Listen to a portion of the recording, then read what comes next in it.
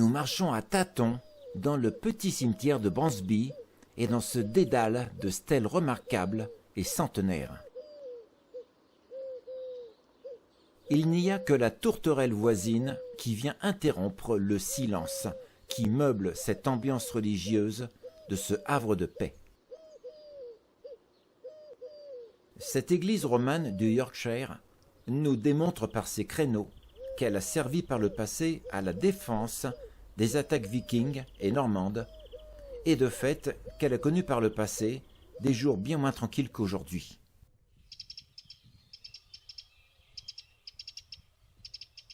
On quitte un havre de paix pour en rejoindre un autre et faire un clin d'œil à cet ancien prieuré de Newburgh, transformé en restaurant et en chambre d'hôte.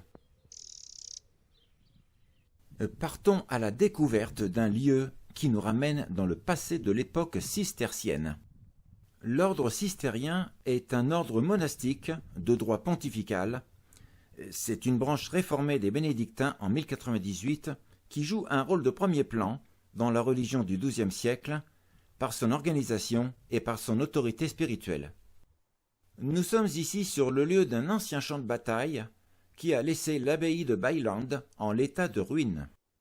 Elle a été fondée en 1177, mais elle a été dissoute et donc démolie sur ordre du roi Henri XIII en 1538, au moment où cette année-là, la décision du roi était de dissoudre les monastères de la région.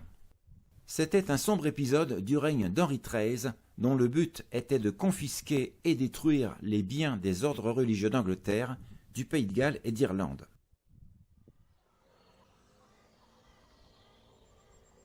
Les campagnes de Yorkshire respirent la sérénité et les pâturages sont un havre de paix. On y trouve encore des chaumières traditionnelles aux toits couverts de paille et en pierre de taille.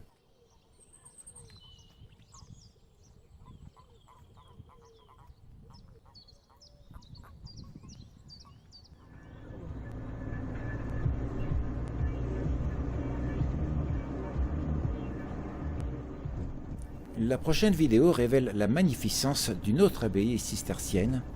Pensez à vous abonner si vous le voulez bien. Merci d'avance.